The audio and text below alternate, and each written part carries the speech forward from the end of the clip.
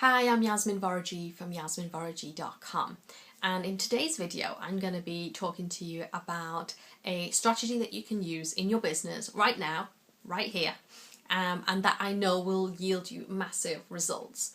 And it's not sexy. It probably isn't the most exciting thing that you're ever going to hear, but I promise you this is powerful stuff. And one of my clients likens me to a Tweety bird sitting on her shoulder. Not in a bad way, but in a firm and friendly way, as she calls it. Because what I do for my clients is keep them accountable. And this is the tool of accountability that I want to share with you. Yes, it's not sexy. Yes, you're probably thinking, oh, I'm going to have to do that. I'm going to have to talk about all the things that I didn't do this week that I said I would do. If you're overloaded and overwhelmed and you're knackered, you're absolutely exhausted, then chances are you're not focusing on the things that you should be focusing.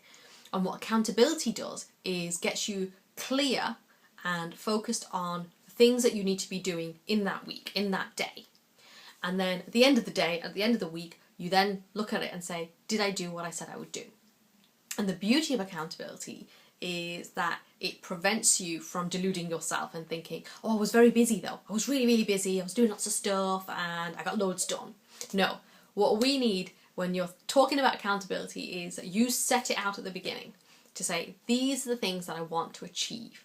It's not about minute tasks and, maybe a task you did it differently than the way that you envisioned it would be. No, that's not what this is about.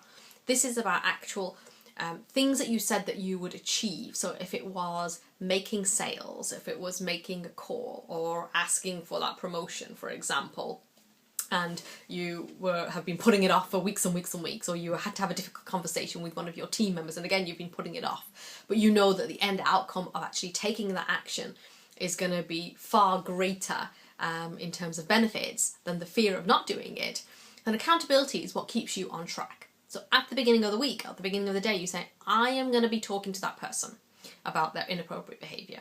Or I'm going to be talking to a team member of mine because I really want them to get involved in this big project. Or I'm going to make those 3 sales calls that I said I would do today.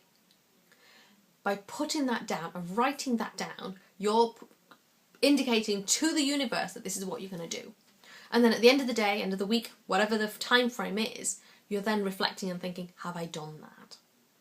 And it's not just about ticking off a to-do list, because that's not what I'm talking about at all. What I'm talking about is the deeper commitment that you're making to yourself. And the problem is when you renege on those commitments, you're reneging on yourself. And this is what is going to hold us back from actually achieving the success that we want. So today, I want you to think about, how are you holding yourselves accountable? How are you holding yourself accountable, and who's keeping you accountable? It can't just be you. You need somebody else to do that for you, because there's a great power in someone asking you and challenging you and saying, you said you would do this, have you done it? And even though it might feel like a very uncomfortable conversation, that conversation could be so powerful and transformative in your life. So until next time, stay accountable, hold yourself to your commitments, and I look forward to talking to you next time.